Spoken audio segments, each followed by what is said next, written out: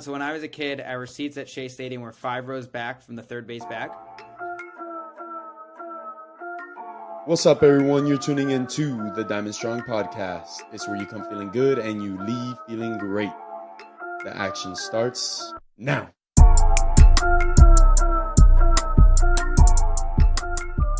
But, dude, thank you so much. First of all, you don't understand how excited I am to talk to you because you literally live my dream job since I was a kid. Like, that's all I've ever wanted to do.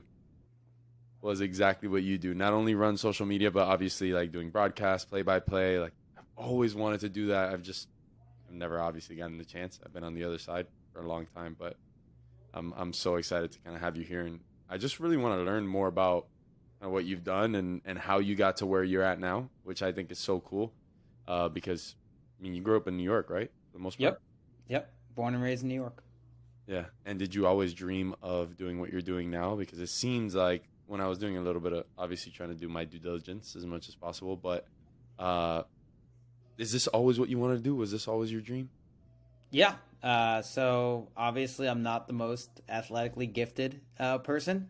I fell in love with the sport of baseball at a young age because of my dad. And from there it went from one to the other, and you have a realization, I guess probably earlier for me than probably most, that this ain't going to work out. And I guess smart enough for me to realize that earlier than maybe later. And try and pivot and find a way to stay within the game. And that was kind of what I fell on. Yeah, man, that's so cool. So like, when was the first time that you were like, hey, I'm going to get into sport. I'm going to be in sports either or, right? Like, it doesn't matter how, but I'm going to be in it. When did you actually make that decision? I want to say high school. Towards the latter part of high school, I did some, student newspaper, student radio, things like that.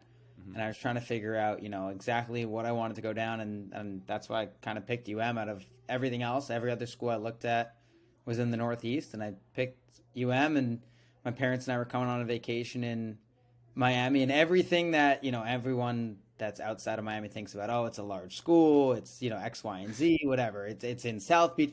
Everything, the stereotypical everything that you know of is what my parents and I thought.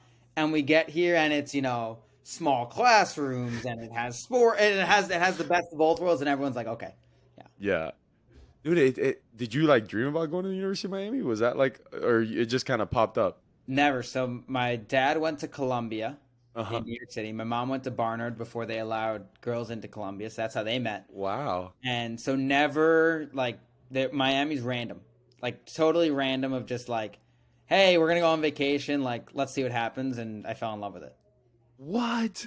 Yeah. So you're in high school. You guys come on vacation and just, I mean, did you go like visit purposely the campus, or was that just because you were down there? You were like, let's go see the campus. Like, you never know. There was purpose to it, but it was like, oh, we're gonna be down there anyway. We might as well go. So it was like when we were planning my college visits in high school, it was okay. Let's go to the schools in, I think maybe North Carolina, Virginia, like Washington D.C., that area in like April. Let's do it a little warmer, and let's do Miami in February when it's cold in New York. That makes sense. So you're trying to get out of the cold, obviously. Yeah. So you always knew you were getting out of the cold either way. You were going, well, not out of the cold, but south. You wanted to go south. It was crazy because I almost went to a couple of schools in Boston. What schools were you at? It pains me to admit this as someone from New York, and I'm not a Yankee fan, so it's not as hard to admit. Yeah, whatever. But I love Boston, dude. Really? And don't tell Cam. Do not tell Cam. But I love Boston. I'll cut this part out. I fell in love with in my senior year of high school, I did a week in Boston. I visited some friends that were, a year older than me. Yeah. And we had a week off, and they would go to class, and I would just explore the city. And I was like, this place is awesome. I love this. Like, it's New York, but it's not as complex. Yeah. It's simpler. It's a simpler. And for a 17-year-old kid, I was like, this is dope. I was like, man. I was like, Fenway Park's right there. I was like, this is here. I was like, this is so cool. Oh man. And what's your favorite part about Boston? It just felt right. I don't know why. It felt right. Like the cold is kind of what scared me. The no baseball really scared me from a college perspective of the schools that I was looking at. Like Northeastern had baseball, and they've gotten much better at baseball. They're actually a really good baseball program now. But at the time, I was like, nah, this ain't it. Yeah, but I love Boston, man. Yeah. It's crazy, and it's not too far. It's like a 4 hour drive, 4 hour train ride. It's not too bad. Yeah, no, it's man. I played in Hartford, and dude, I drive to New York City, and then I drive to Boston. I drive you everywhere there is so close together. It's like, dude, what you could do here in Florida, you can do over there in 4 or 5 different states at one time. You know what I'm saying? Like, it's so nice to have everything at a close contact. What was your team that you used to go watch when you were a kid? It was the Mets. So my dad Okay. grew up. So my dad was born in 1963. The Mets Uh-huh. were founded in 1962. I don't. I believe he was a front runner, and he kind of admits it that he doesn't remember much from the '69 World Series. He was 6 years old. He doesn't remember too much. So I think that's how he kind of, the Dodgers had already left, the Giants had already left. So it was the Mets or the Uh-huh. Yankees, and he wasn't going to be a Yankee fan. And his dad wasn't a huge baseball guy. Time to time, Yeah. whatever. But my dad fell in love with baseball, so that's how it kind of got passed on to me. And was very fortunate as a kid that my dad had season tickets since the mid '80s. Oh So wow. we had seats at Shea Stadium. My dad started like way in the upper decks, Uh-huh. and worked his way all the way down from like when he was 20 whatever to 40 whatever to now he's 60. Sick. And we worked all the way down. So when I was a kid, our seats at Shea Stadium were 5 rows back from the third base bag. So it was hard to like not fall in love with the Mets. So like I grew up loving Mets baseball. That's how I fell in love with it, and that's how I fell in love with sports in general. Oh, that's awesome, man. That's awesome. Did you go to other games as well? Like, would you go to like Jets games or Giants games and stuff like that as well?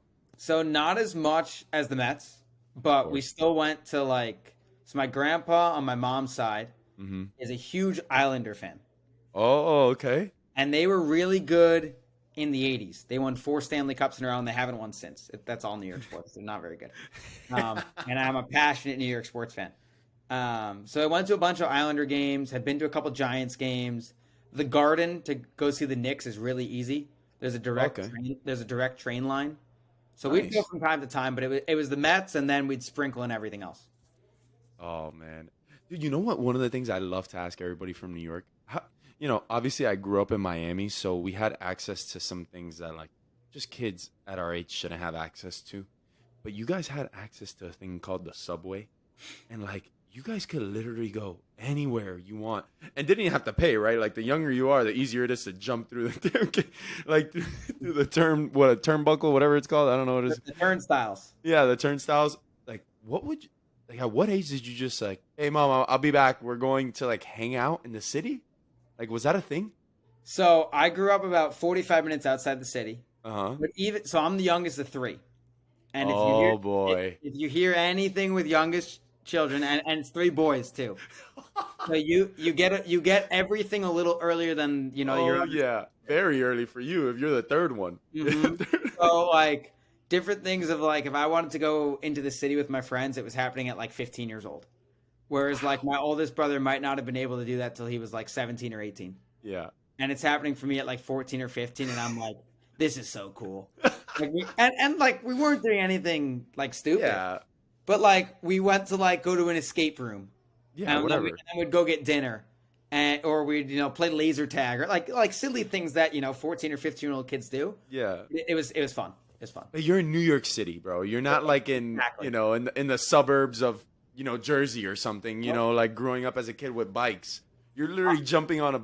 I will plead the 5th on New Jersey. I think it's safer for everyone if I plead the 5th on New Jersey. I'm a Jersey fan, bro. I like Jersey. Not bad, bro. I got family there, man. I got family there. Leave them alone. Leave them alone. Just leave them alone. New York's right there. New York's right there. Yo, so then tell me this. Why do they keep calling the Giants and the Jets the New York Giants and Jets? What is that? You're right. They're based. No. I mean, they're based in New Jersey, but what sounds better, the New Jersey Jets or the New Jersey Giants? Or the yeah, New but York- I mean, listen. I get it. It doesn't sound better, but still, they're not in New York.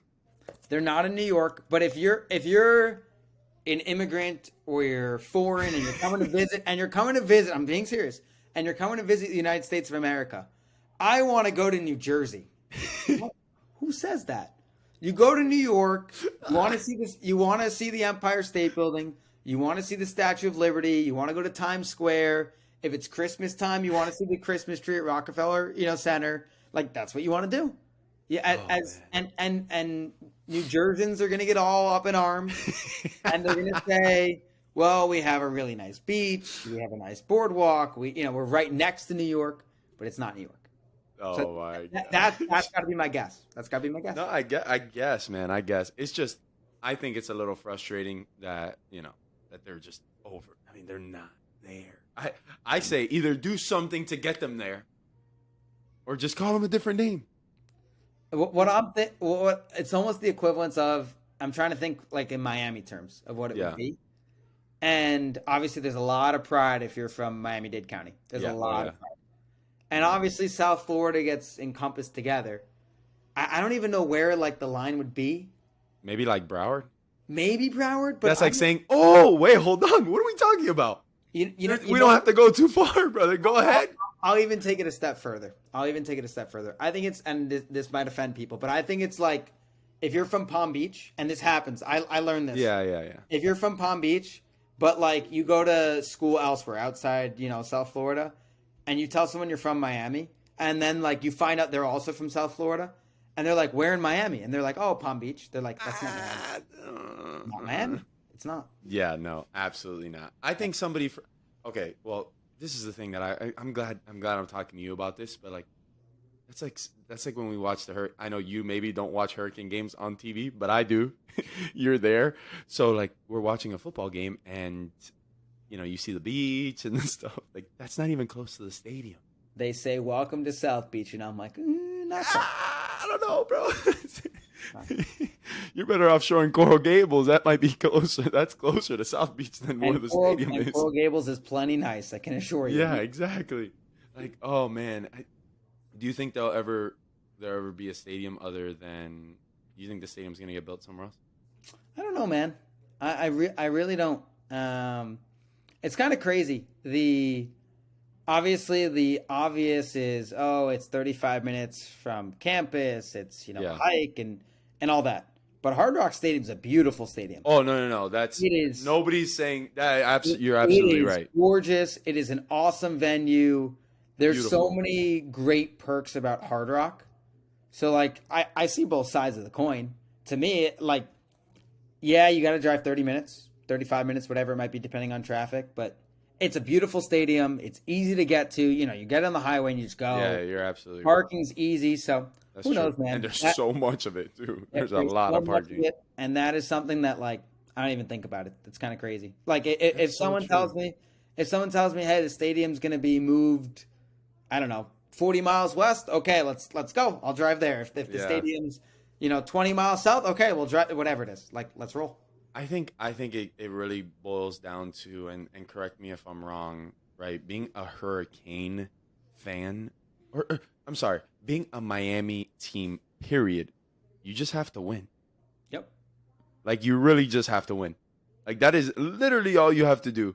I know it's obviously easier to say it here in a podcast at 8 o'clock at night on a Monday, like, no big deal. But if you win, they come. Like, they come a lot. They come in bunches. It is packed no matter where you are. Nobody's complaining how far the stadium is or why is it empty. Like, if you win, it is packed. I think about 2017 at Hard Rock, Miami Notre Dame College game day. You didn't hear a word about the stadium. No one cared. No one cared. You could have made that at that point in that year. You could have put the games anywhere. Doesn't matter. I'll put it this way: how many people every other year to Tallahassee to go see Miami play? That stadium's not close from Miami. No, 6-7 hours away. Yeah, but it's must see football. Yeah. It's no different. No, you're absolutely correct. All right, now I'm gonna ask you some things because this is just like, again, a personal passion of mine, and I really want to learn from you.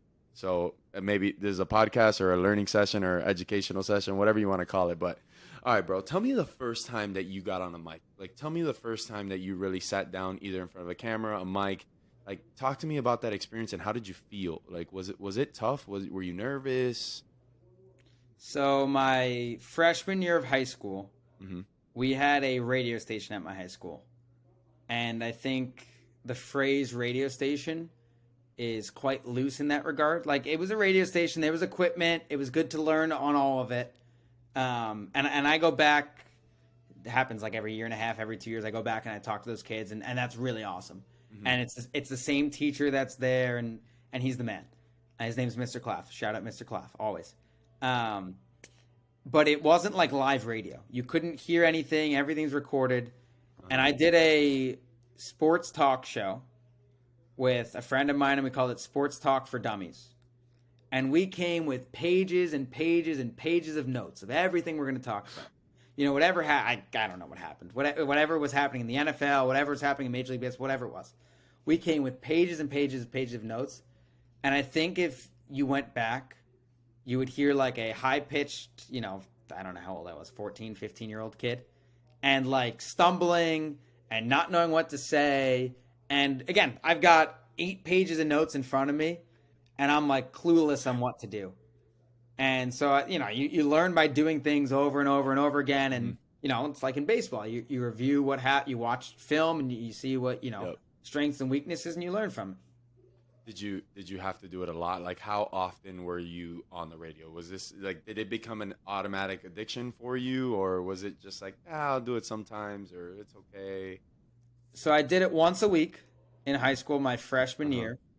And I want to say, and I definitely can find the photo, and the photo's pretty cool. So high school football in New York is a lot different than high school football in Miami. Way different. Not even like a question. Like, New York is Little League compared to Miami high school football. And obviously, Miami high school football gets the respect it deserves. Yep. So there's a photo at my high school of me sitting on, we have like, we call it the turf. That, you know, it's our fancy field of where we play our football games. And there's a slanted hill. And I'm sitting with my rear end on the grass with a little recorder. That's, again, not live radio. Me with a headset.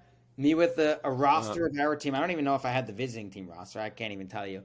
And me with another kid who was doing color commentary. And we you know, we think we know what we're doing, but we have no clue what we're doing. And, like, I don't know why, but I liked that. And then I kept coming back to that and trying to do that more and more. And I took that to basketball. So I did the talk show, and I do a little play-by-play here, and I did the talk show and a little more play-by-play. And I was very fortunate. I did a 1 week, like, I don't even know if you can call it a summer camp, but I guess it was a summer camp with Ian Eagle, who is a big voice on CBS for football and college basketball, does the Nets for basketball as well. And I learned so much that week. And a lot of the times you do, you know, camps like that with big name people, and it's almost like just like a meet and greet. But I learned so much. Oh my goodness. I learned so much about the preparation process, and that's what I fell in love with. Was the preparation behind it and what goes into it, and then the rewarding feeling of when you get on the air. I'm sure it's the same thing when you're playing a sport. You spend all these hours practicing, and you're prepared. You know the scouting report. You've taken this many swings in the cage. You know exactly what to do in this count, blah, blah, blah. And the moment it happens, and like, yeah, you hit a home run, and it's great for you. It's great for your team. But you know, you know, your first hit in pro ball. Like, you worked your entire life for that moment. Like that's what it is. That's the feeling.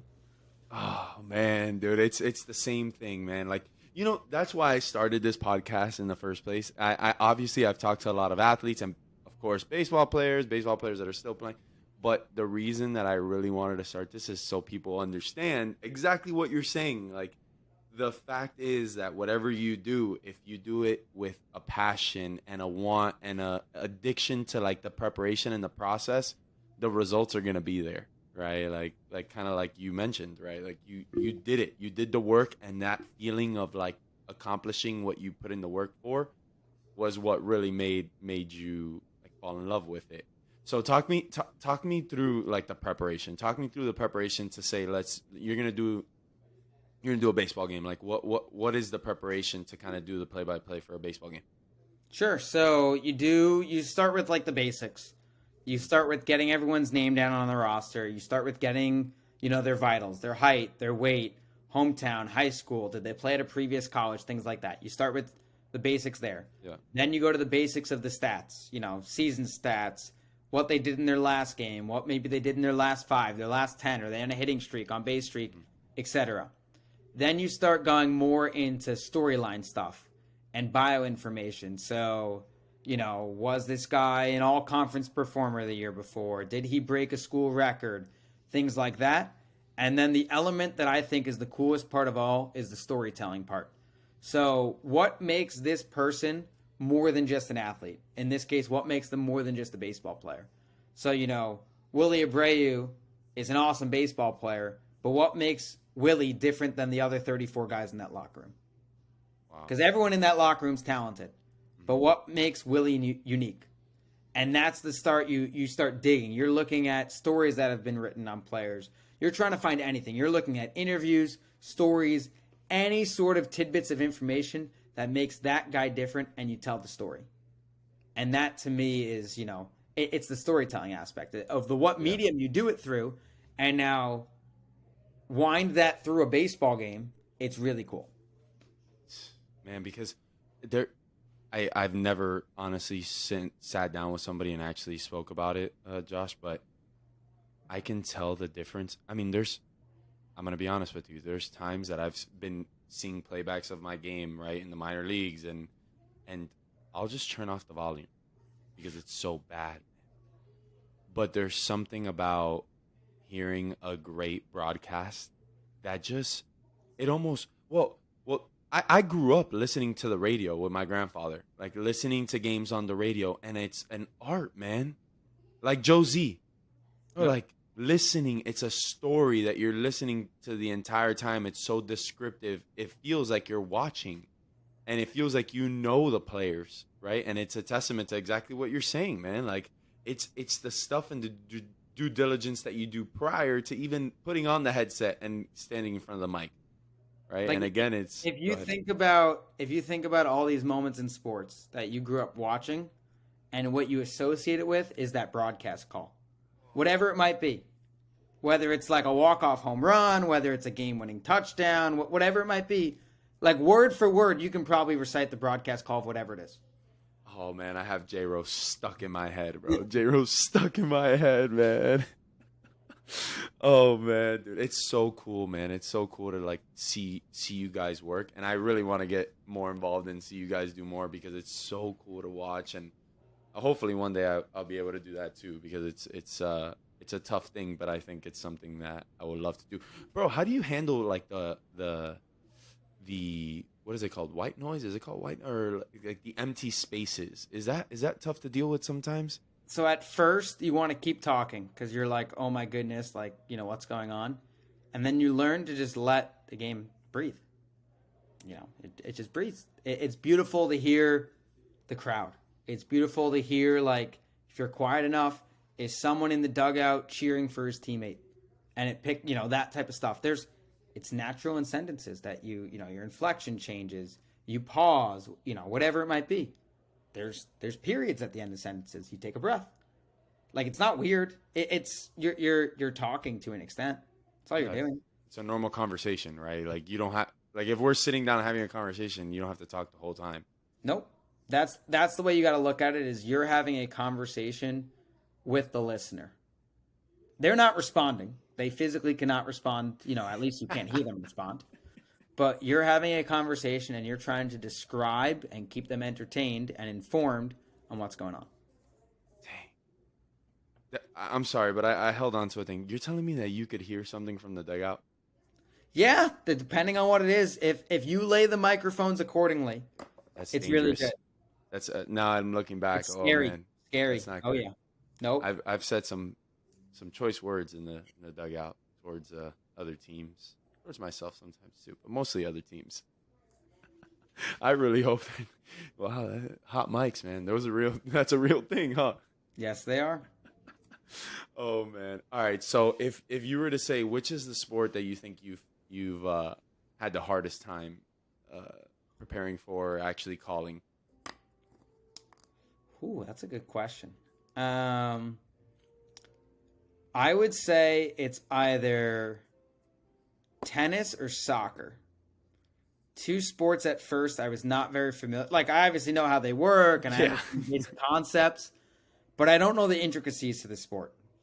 And so the first time I broadcasted those sports, there was a learning curve. Like you have to be, you don't want to be too over the top, and you don't want to, act like high and mighty and all that, but you need to be well versed. Of course. And if you're not, you can't just make things up as you go. So people are listening, bro. Yeah. So it's tricky in that regard.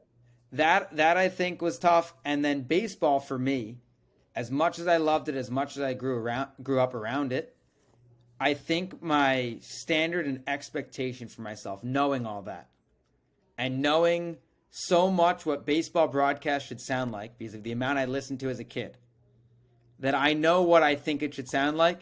And again, when I started doing games, I was 17 or 18. Mm-hmm. I wasn't going to sound like that, and that was an unrealistic expectation. But in my head, I needed to sound like X, Y, and Z. And so that at first was like tough. Yeah, man.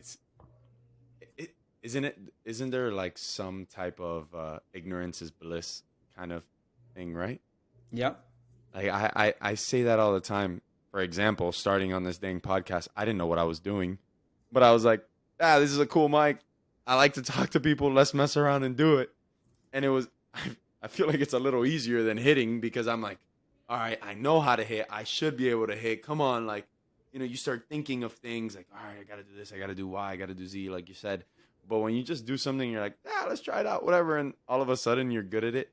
I think that's a lot cooler, right? But it is hard, man. It is hard. I get what you're saying. What about when it comes to football? I'm just trying to think of things that are difficult. I think would be difficult for me to kind of catch on to when you're doing like a basketball game. Like, do you have to like call out the play? Like, oh, I just saw this, I saw that. Did you know all those things prior to actually, calling a basketball game? So I think the biggest distinction is radio and TV are very different. Oh, okay. So that I think is the first biggest thing. So radio, people can't see anything, obviously. So you have to describe everything. Like, it's almost like everyone who's, tuning in is blind, for lack of better words. Yep. Whereas on TV, you're almost like shading in. Whereas Gotcha. like radio, you're painting the picture. Mm-hmm. TV, you're shading in. So I started on radio, and all of it is you're saying everything. So that, that almost made it easier of like, okay, but now you're going to talk so much, and now you just have to tone it back a little bit and pick and choose your spots. Mm-hmm. That I think was easier, at least for me, than the reverse. Gotcha. You see, that makes sense. That does make sense. Because now that I realize it, you go on to the radio show, you need to have you don't know where the guy's walking from or, where the pitch was. You could say, ball 4. All right, ball 4. If somebody's watching TV, they see it was a high and outside pitch, whatever. But, oh, ball 4, ball, up and away, pitches up and away, ball 4. Walk. Hey, bro, it's crazy. Different. Those are things that people don't even think about. Like, man, it's probably they better be watching the game. They see it right there. They should know everything. Because I give announcers a hard time, man. I'm sorry. I didn't realize how hard it really was, bro, and how much it actually takes, right?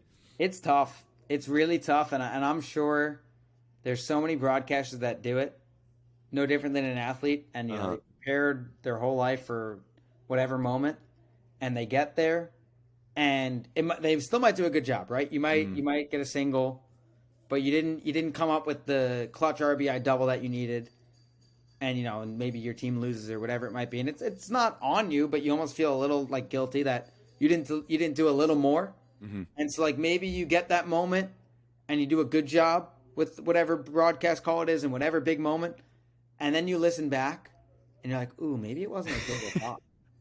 You're like, oh, that was good, but it wasn't as good as I thought. Yeah. You're like, I could have done this. I should have said that. What was your worst call ever? Like, where did you oh, man, I just dropped the ball, bro. That was tough. That's tough. What was my worst call ever? Or the best, I guess, right? Just give me any of them. I guess the best or the worst. But I want to hear extremes, bro. You want the extremes? Yeah. I don't want nothing in the middle. I want the good stuff, bro. And don't be scared to tell me how good the good was. I want to hear it. I want to hear the best too. That's tough. That's a good question. I'm kind of stumped. There's a few that come to mind with the good ones. Okay, go ahead. Um, I was very fortunate that so I worked a couple summers in the Cape Cod Baseball League. Ooh, we were gonna get there too, but Love that. And we'll have a lot to talk there. I know we oh will. yeah, I know we will. we're familiar with a Yep. few spots there, right? Yes, we are. And I was fortunate. My first summer there, the team Orleans had a horrible summer, Hmm. but we had a couple unreal moments. So we threw a combined no hitter, Sick. and I got to broadcast the end of the combined no hitter. Wow. So that was really cool. That was a call that I thought I did okay on at the time. I look back on it, I could have done better, but I did solid. Hmm. And you don't even know what to say in those moments. You're like, oh my goodness, like you don't even think about it. Yeah. And then it happens. You're like, you feel a little, nerves. Like Yeah. I'm sure the players do. There was a call. I got to do a couple games on AC Network Extra, and I did a game with Javi Salas. Did a game with Javi Salas. Did a game with Huicho Hernandez. It was really cool, really awesome. I did some games with DeAndre Alonso too, Gabby Sanchez, Nice. and I did a game versus Florida, Miami, Florida, on a Sunday at the Light. Ooh. And there's a home run in the 8th inning that pulled Miami within 1, and I thought I nailed that call. Yeah. So that was a cool moment. Who hit that? Who hit that? Who hit it? I want to say Raymond Gill hit a home run. Ooh. Clobbered it. Oh. And then Did you say that? He clobbered it. No. That was funny. And then there was what was it? What would be the other one that's up there? There was definitely some home runs in that 2019 season, where as a team, I think we hit 85 home runs, something wow. absurd, an absurd number. And there were some calls in there that were moments like that. I was like, oh wow, I nailed those. I got it. I got it. The bad ones. I don't know if this is a bad one. I just think it's funny to listen back to them. Uh-huh. If I find stuff from like when I was a freshman doing games regularly, Mm-hmm. and I'm listening back to there's 2 calls that I can think of. Actually, one might even be sophomore year. One I can think of is an interview. Oh, that's a good point. That's what I want to get to because I was struggling with those two. I did some interviews with very early on Mm-hmm. with Andrew Cabezas and Chris Barr, and 2 very different people. Oh yeah. 2 very different people. And, they're both, Chris Barr was, I think, a 5th-year senior at the time, and I was an 18-year-old freshman. Mm-hmm. And Cabezas was probably 2 years older than me, I think. And different and horrible. And I can go back and I can listen to them. And I like, at the time, I was so proud of it. And I go back and I listen, and I'm like, oh, my goodness, this is horrible. What did you say? What did you, like, what was so bad?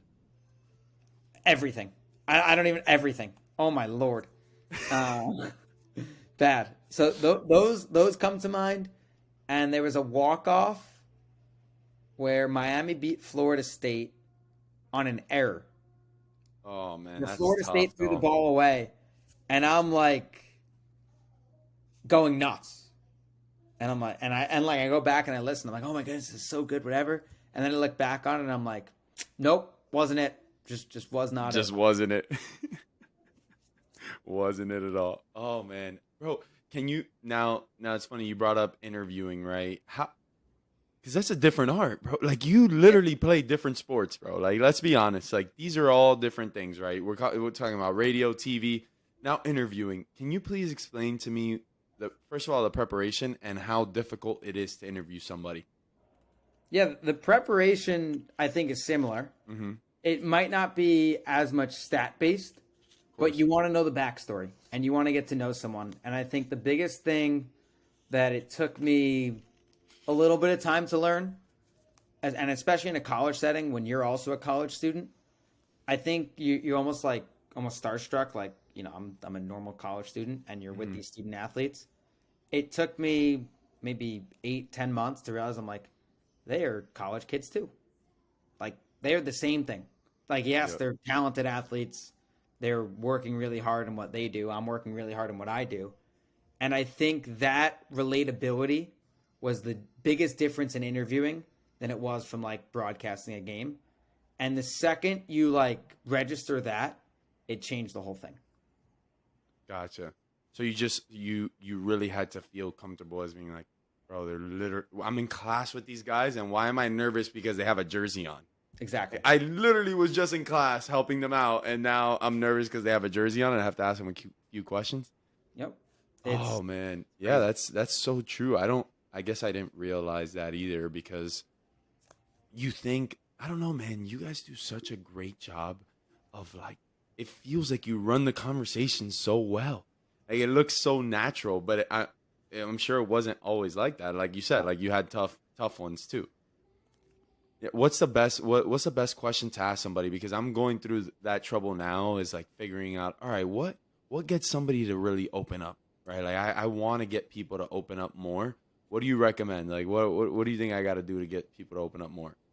I'm going to be honest with you. What you did at the start of this was great. Really? We just started talking. Yeah. Didn't even realize we had started the interview, and now I don't know how long we're into this. But you being yourself was perfect. All right. I don't know if there's a particular question. Like, obviously, avoid the classic, avoid the yes or no questions, because you're not going to get anyone to open up. Yep. But if you be yourself and you're down to earth, it goes so much like more than you think. Like, people are like, oh, you have to put on this facade and you have to do this and that. No, not at all. You need to be yourself, and it goes. Yeah. No, it does. You know where, obviously you don't have it at all because you're so used to being on camera. But where I've seen trouble is that they get nervous. Like the person you're talking to gets nervous. But because, just because somebody's an athlete, and that doesn't mean they like being on camera and talking on a mic, right? So I've seen that getting good questions to get people to open up eases them more than it eases me. Right. In a good way, Like I need to make sure that I'm figuring out how to make it just like we started. We were just talking, like we were having a conversation like we did last week, at the field. Like it's no different. And I feel like making it less formal, what do you think would make it a lot easier to kind of start that up, right? Absolutely. I think you need to find something outside of what you're interviewing them on. I guess this is probably the better way to answer your question. Outside of what they're interested, outside of what you're interviewing them on, something else they're interested in, but not in a formal way.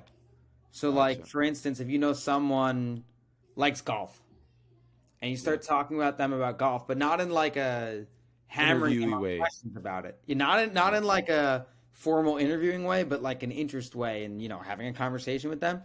And then it's really funny. Sometimes if you do that for like 5 or 7 minutes, the person kind of like, I don't know if they realize, but they're like, oh, like we should start talking about, whatever we're supposed to be talking about. And they almost shift the conversation to what you want to talk about. Dang, that's a good point. Like they start being like, wait, don't you want to talk about baseball or whatever? Mm-hmm. Yep. And then they want to talk more. Yeah, and you're like, jump right in. Yeah. Like, yeah, sure. Like, why not? Of course. And you feel it, right? Like you get that feeling when you're talking to somebody, like they're like, nothing has to be said, right? Nothing is all. We're talking about kind of feelings that you hear or feel in the conversation. It's just like anything, right? It's like when you're out talking with somebody at a bar and it's like, all right, this isn't going anywhere. Or if it's going somewhere, let's take it there, Yep. kind of thing. Bro, can you hit a little bit? I know we've obviously talked about a lot about the different kind of passions that you've had and the different things that you've done, but can we talk a little bit about the culture shock?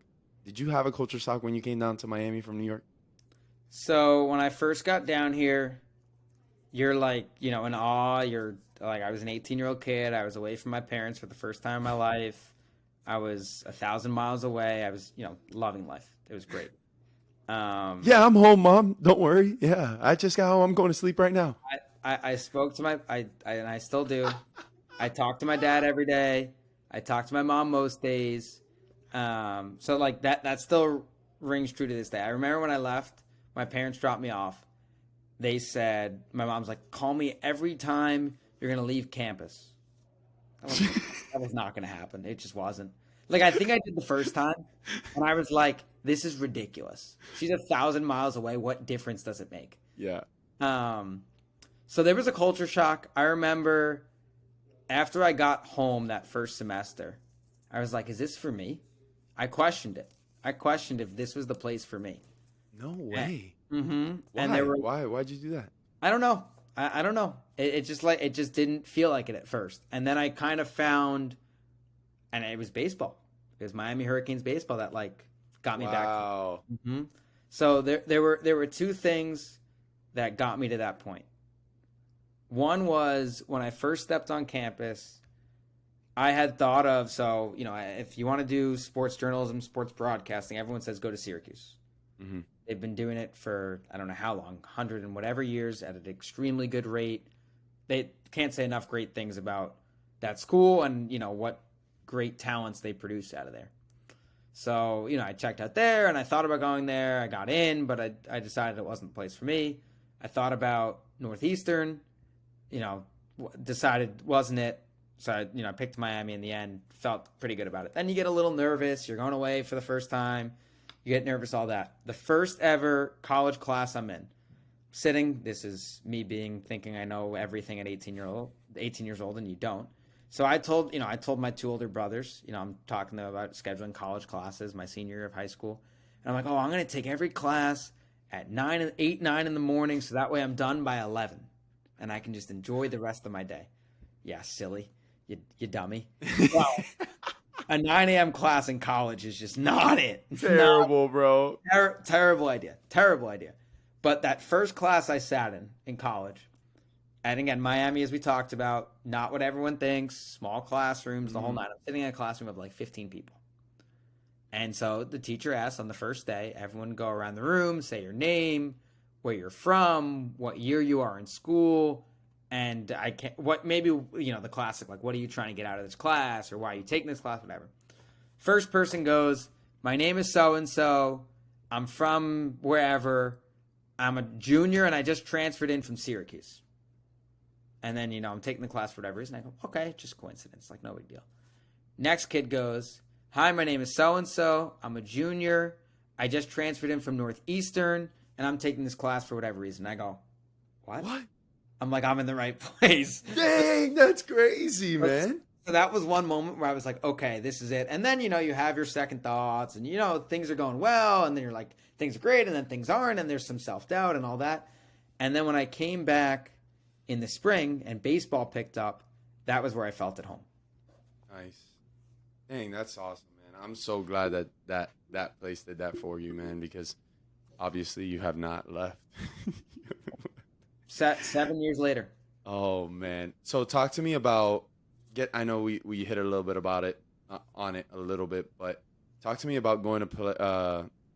Like I said, play, but do and work in the summer leagues, right? Like, talk to me about. I know you were in Tennessee and then obviously Cape Cod. Like, tell me how much you learned and what that experience was like, because from our perspective as players, like, summer ball is just so beautiful, man. And I think I'm just thinking about the Cape and like walking out to the field and seeing the sunset behind the field and down in the berm and in right field and yada, yada, yada. But like, tell me about your experience in summer ball.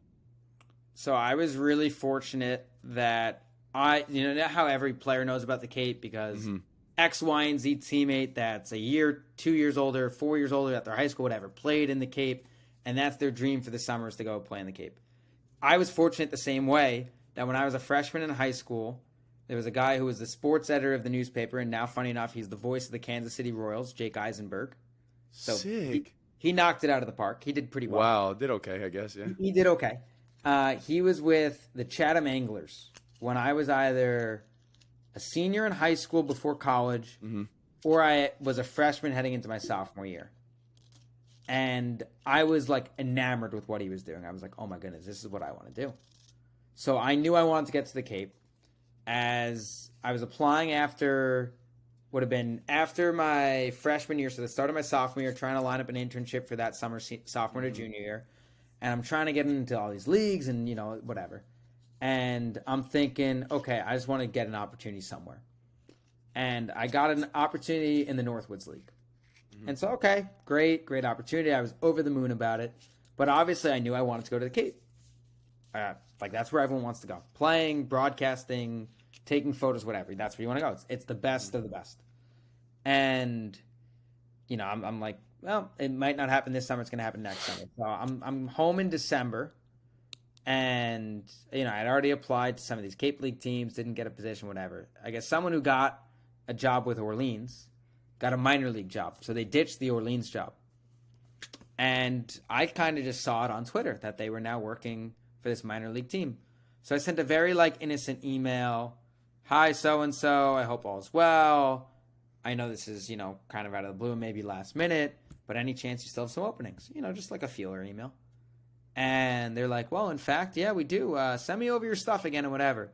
Next, one thing leads to another. I'm on a phone call, whatever. Funny enough, Romy Gonzalez had played there the year before. The guy reaches out to Romy to ask if, he knew me, whatever.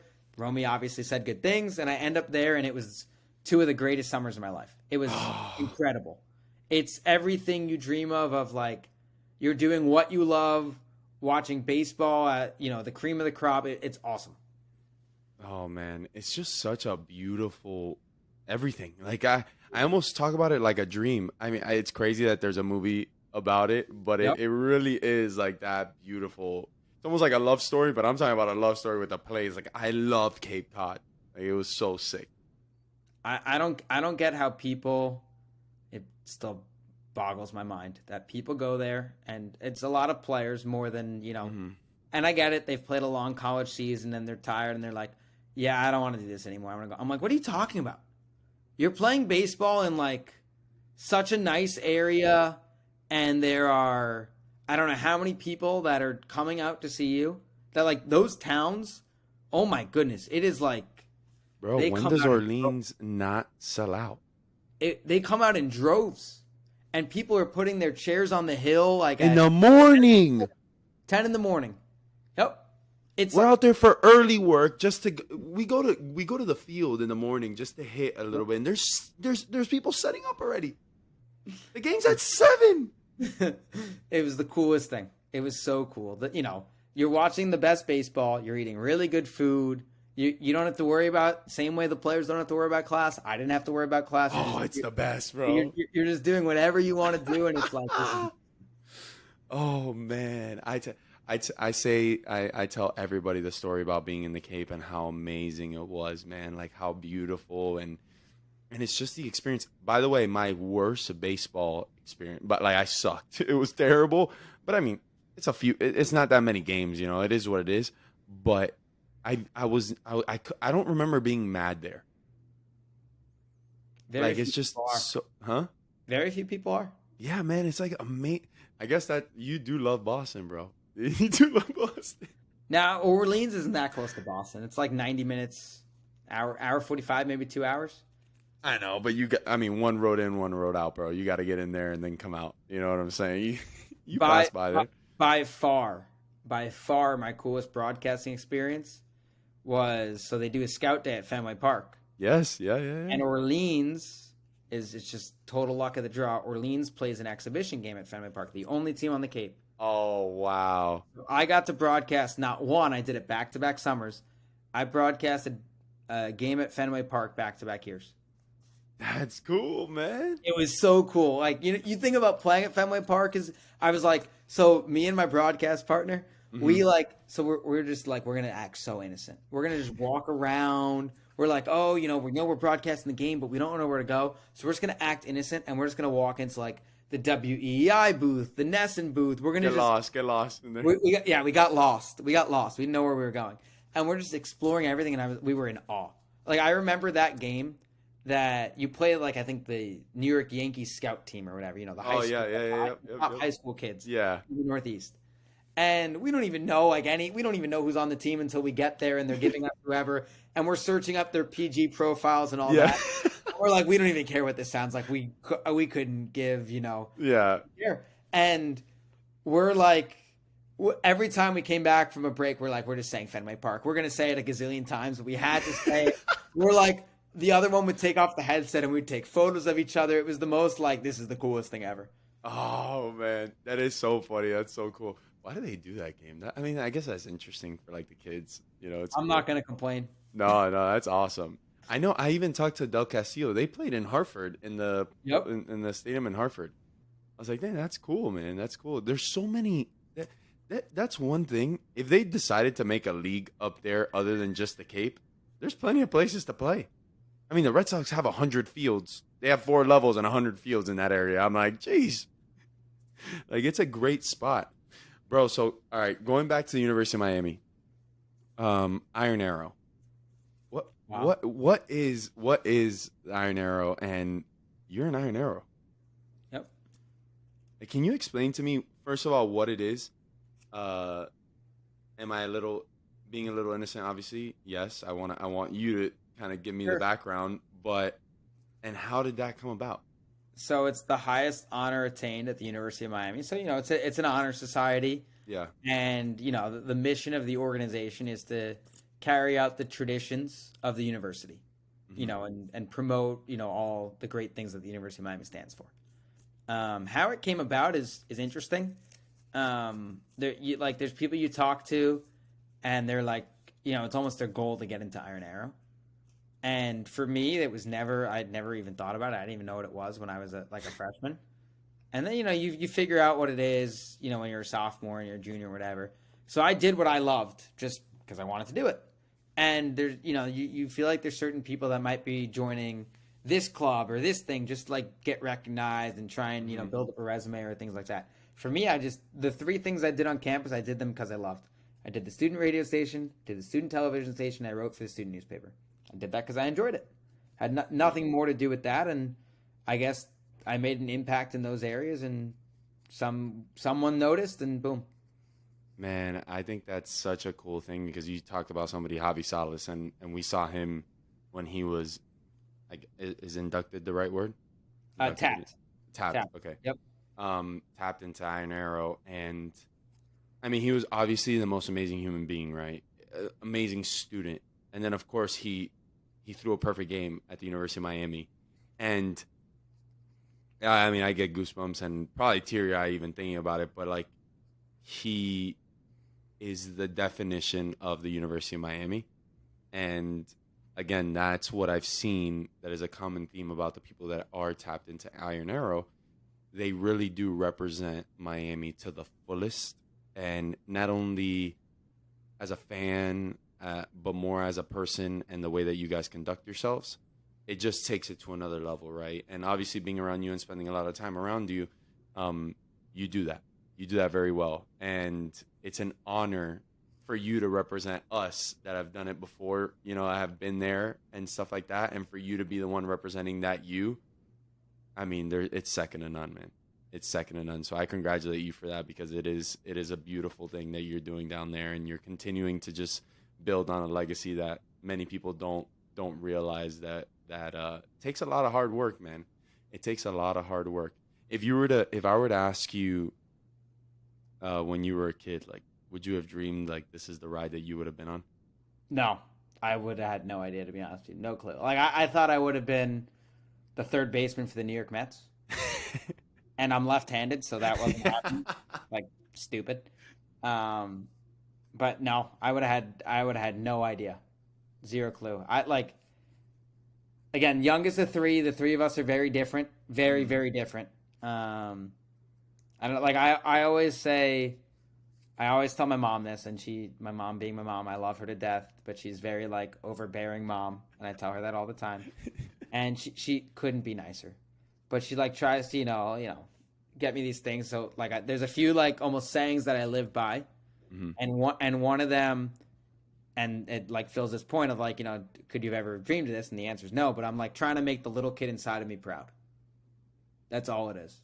Can the things that I dreamed about, and there's things outside of your control, that you have no bearing on, but can I make that little kid who, 5, 6, 7, maybe even younger, what that kid was dreaming about, what life was going to be like, can you make that come true? Man, you're doing a great job. You're absolutely doing a great job because it is great work.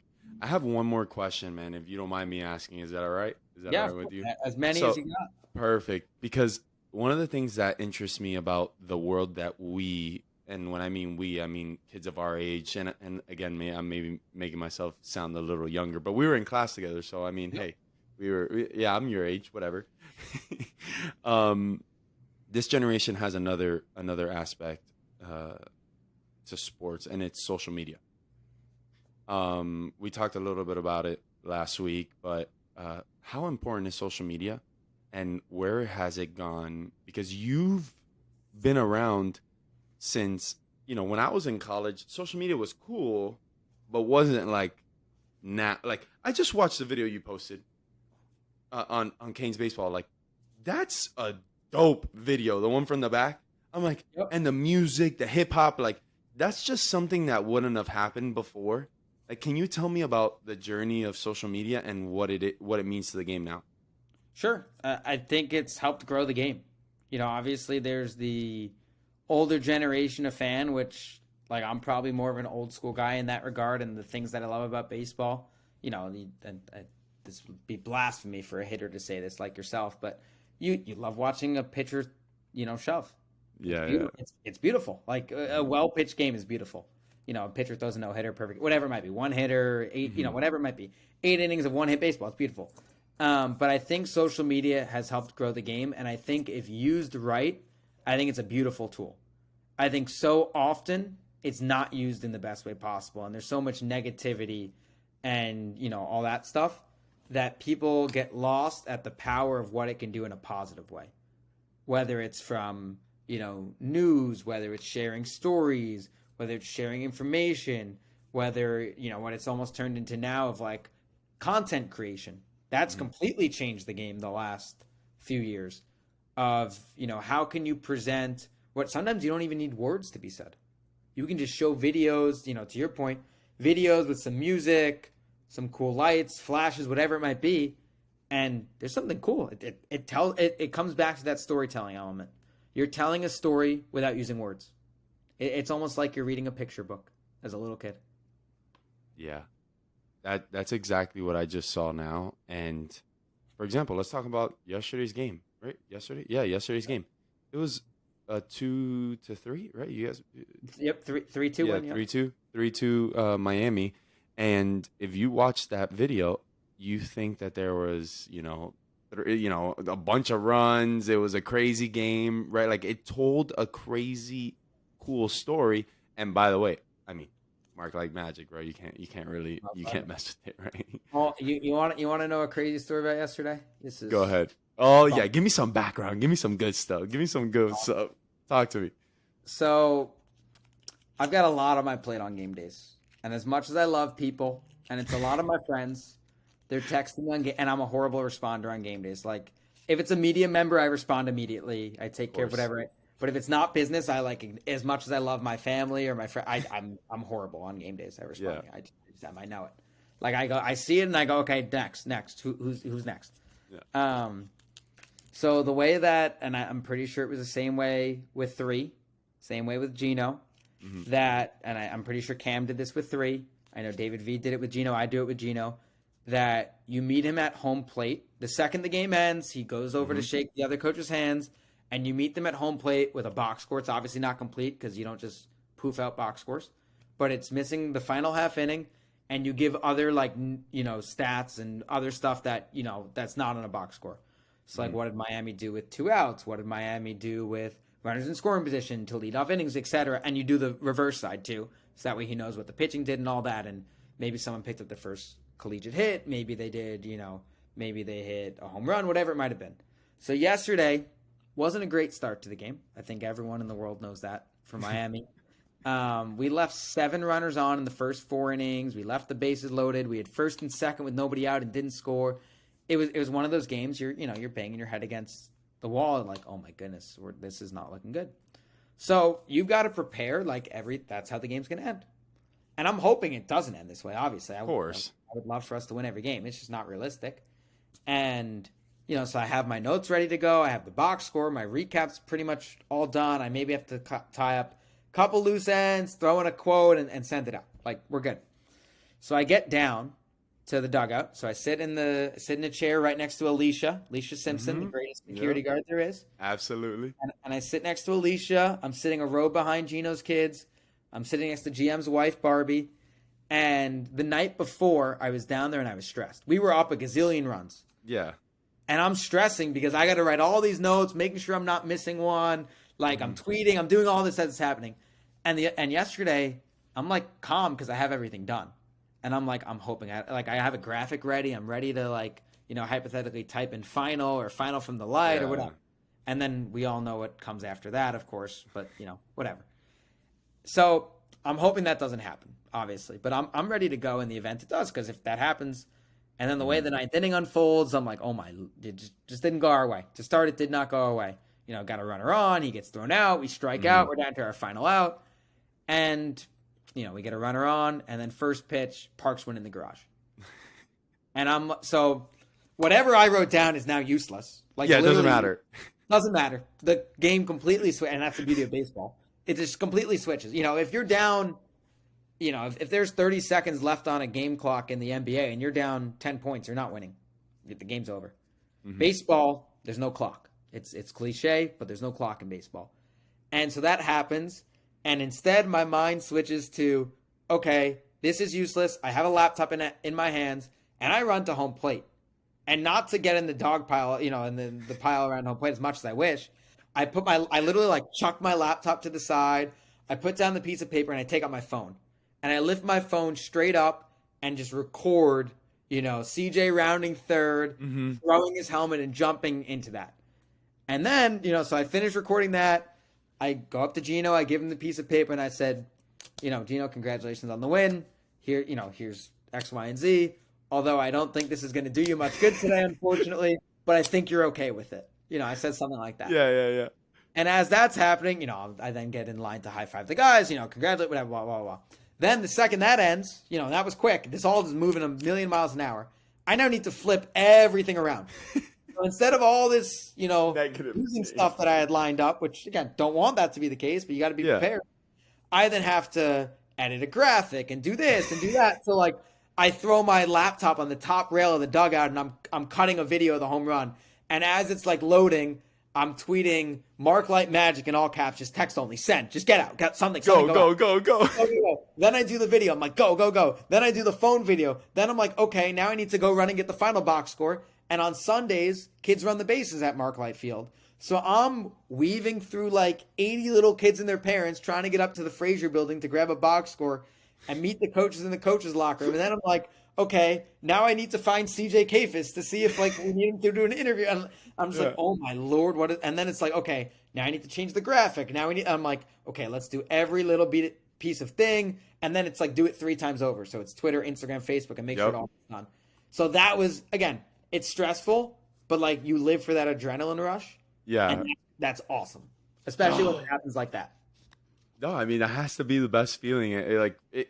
Obviously you have the most work right there and then, but that has to be the best feeling. It's like, man, brother, you know what's funny, Josh? Yesterday when I saw that, when you tweeted like Mark Light Magic, I wasn't watching the game. And I was like, where's the video?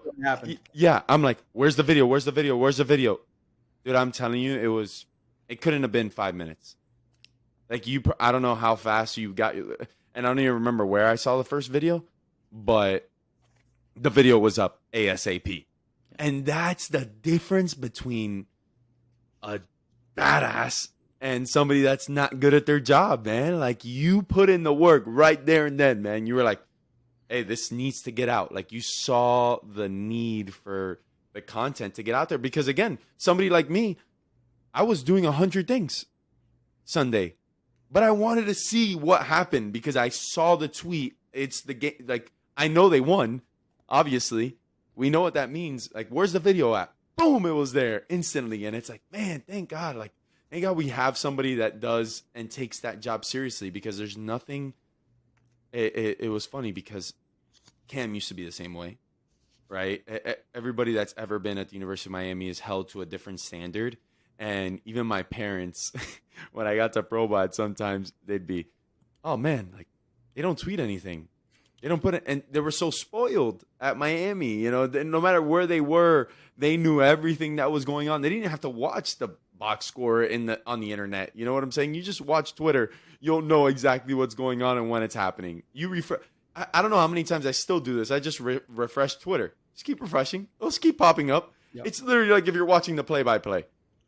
It's again, man, like, listen, thank you so much, bro. Like, you don't understand how much this means to me, and like getting to know kind of the background and understanding what goes into this day to day, because it's not easy, man. And I'm so proud of you, brother. Like, it's so cool to watch, and I'm gonna continue to see your career evolve. But like, what's next, man? What's next? What's in your head is the next step for Josh White?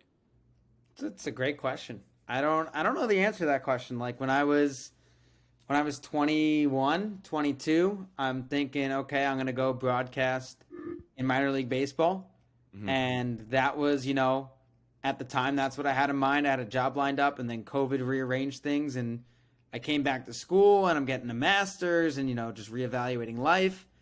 And then this job opens up, and I'm doing this, and now, I'm loving this, and who knows? Who knows what's going to happen in the world? Like, it's almost, you hear the like play where your feet are, and that's what I'm doing. Like to me, it's not you almost describe it as a job. Like, yes, it is a job. I am paid a salary. I have certain responsibilities that I have to do, but it's not a job. It's so much more than a job to me. Like there's some people that work 9 to 5 and that works for them. I couldn't do it. It's not for me. It's just not. Like people say it all the time. Josh, you work so hard. You have 5 games a week. You don't have an off day for 4 months. I'm like, okay, so like, what's the problem? Like, oh, you don't get to do X, Y, and Z. Okay, I'm getting to watch baseball every day. Like, what's the problem? And I'm not just getting to watch baseball. I'm getting to watch Miami Hurricanes baseball every single day. Yeah, it's cool. It's really cool. Oh man, no, you are, like I told you at the beginning, you're living a dream. And like a lot of people dream about doing what you're doing right now, and it's admirable because you do it at such a high level, and that's what I think separates you from the rest, right? And that's why I was so excited to have you on, because I've seen it from the outside, but I've never really got to sit down and really hear from your perspective, and it was so cool, man. I really appreciate this, dude. I appreciate you, man. Man. But I'm gonna have you back on, man, and we're gonna get the rest of the boys on here too. Okay. I love it. But thank you, man. I'm sorry for taking so much of your time, man. I know it's late and you got a game tomorrow, so it's all good. We could talk for 3 more hours, I feel. I love it, man. I love it. Well, you're gonna be back on then. We're gonna have you back on. Sounds good. Oh man, Yep. I appreciate you, brother, and you have a great rest of your night, and let's get a dub tomorrow, all right? Sounds good. All right, brother. Thanks, Willie. Peace.